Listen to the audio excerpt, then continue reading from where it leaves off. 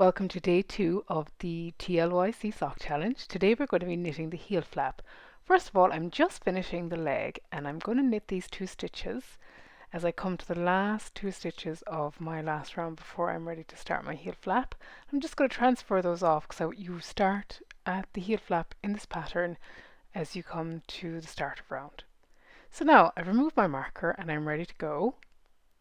So the heel flap is worked on half of the stitches in the leg, in this pattern anyway, and in many patterns. So what happens now is it's going to be knit down from the leg of the sock on half of the stitches. So in this case I have 44 stitches in total and I'm going to be knitting it on 22. Depending on the size of pattern you're knitting, you may be knitting more or less stitches than that. So what you're going to do is you're going to get ready to work the round as you would normally. And you just knit that first stitch, keeping it nice and tight in, and then you knit the next number of stitches that you need for your heel flap. So one thing to bear in mind here is that you will just start the round as if you were going to knit a round, but you're going to stop halfway after you've knit the number of stitches to set up your heel flap. And we can talk about that then. So it's just a plain row that you're doing here.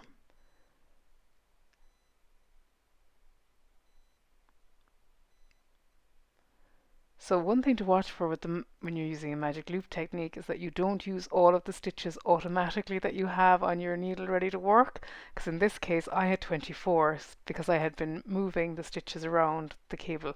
So you can pull those back out and put those onto the back of your cable. You are going to leave all of those stitches unworked. They are referred to your instep stitches in the pattern that you're following, and they are unworked. You are now going to work the flap on the front stitches only that are on your needle. So before I begin working back, I put in a removable marker just before the row I've just worked, so into the ridges before that. And what that does is it allows me to easily count the number of stitches that I have in my heel flap and also in the leg of the work. And you'll find that really useful later on. And here you can see what I've done earlier. And this is the marker I placed in an earlier sock. So there it is to count my heel flap stitches, but it's also really useful for counting the stitches, or the rows, excuse me, the rows in the leg. And it's very important to know when you're knitting a sock that you know how many rows so that they can match, although that is not essential. Definitely not something to work yourself up about. So instead of working around and around, we're now going to turn the work and get ready to work back. So you are now going to slip this stitch purlwise. And that is a feature of the heel flap that after you've knit the first row, on all the subsequent rows you're going to slip the first stitch purlwise. On your purl rows you slip the stitch purlwise with the yarn held to the front of the work, ready to purl next. And then on your knit rows, and I'll show you that in a second, you slip them purlwise with the yarn in the back. So we're just going to purl across the flap now, back to where we started. And again, that's your 22 stitches, so 1 slipped and 21 worked. And again we get to this point and we turn the work. And again you can see here that you leave the stitches on at the back of your work on the cable unworked. And they are your instep stitches. Just to repeat that because you'll see why that's important in the pattern, because you do a lot with those later on. So again we're going to slip the stitch purlwise with the yarn in back, ready to knit the next stitch. And then again you knit across the stitches and you can see your slip stitches down the side of the work. It becomes much more obvious when you've done a number of rows. So something to say about a heel flap here is this is a stocking stitch heel flap, so it's just a knit row, a purl row. You do see reinforced heels, and that is where some of the stitches in the rows are slipped and then they're purled or knit on the row back, and that thickens the heel flap and that reinforces it.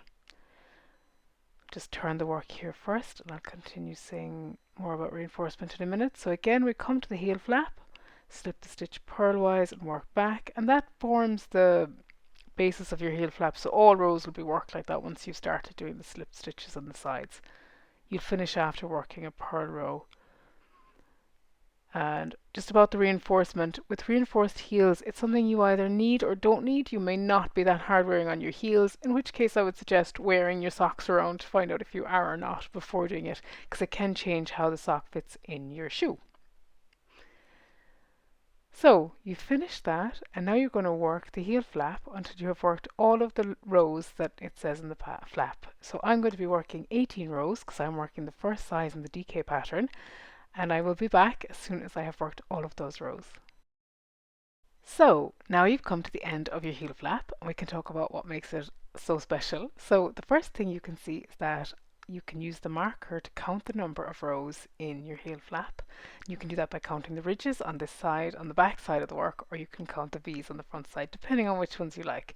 So the next thing then with the heel flap is you will see all of your slip stitches down along the side of your heel. So there'll be 9 slip stitches on each side if you've done 18 rows. There'll be half this number of slip stitches for each of the rows that you've done. So I have 18 rows and 9 slip stitches on each side. That's really, it'll become apparent why that is important later on. And that's it. That is your heel flap. The next thing we'll do is we will work the heel turn, and that's where you go from being vertical to being horizontal. And I will be back to talk about that tomorrow. So I will see you for the heel turn tutorial really, really soon. Thank you so much.